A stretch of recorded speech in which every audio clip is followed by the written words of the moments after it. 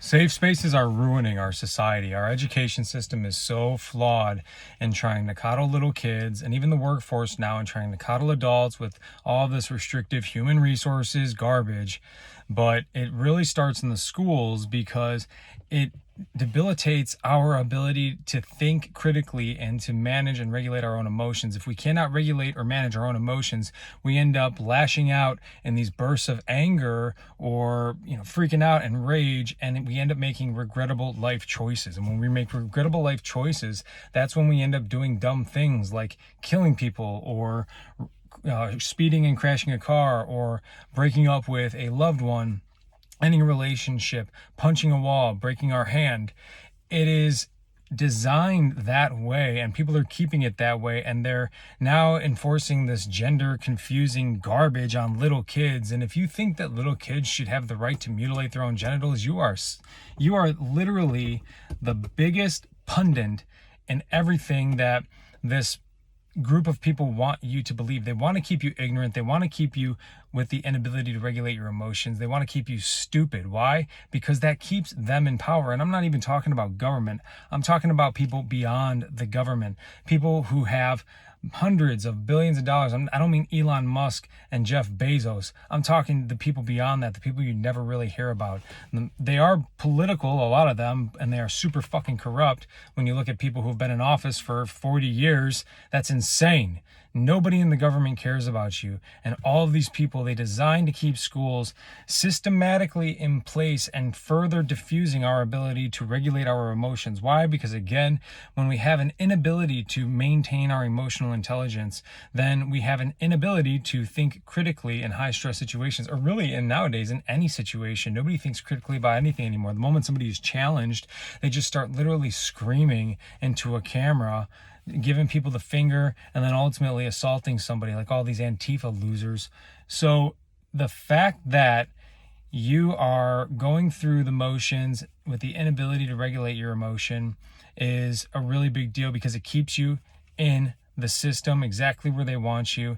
It prevents you from moving forward anywhere in life and progressing and fulfilling your life's goals and your maximum potential.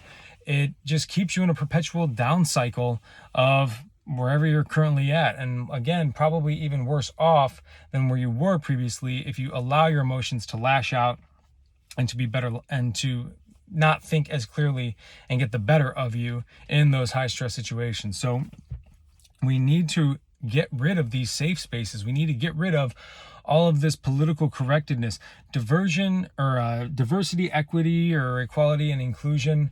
DE&I is just being masked. It's racism being masked with this idea of freedom and actual inclusivity, when the reality of it is it's not. It's actually creating greater rift and divide amongst people. Notice how things were previously and how things are now. Things are way worse now that we keep pushing these stupid everybody's accepted agendas. Everybody was accepted for the most part. Yeah, you're always going to have groups of people who are racist or prejudiced, but those groups of people were so minuscule, and now it's just grown beyond our comprehension whatsoever. Look at San Francisco. Whole Foods is shutting down stores because of the safety of their employees. San Francisco sucks. There's crap everywhere. It smells like Afghanistan. People are getting stabbed on the street for no reason whatsoever. I mean, the crime is just running so rampant, and everybody always just wants to turn to the guns.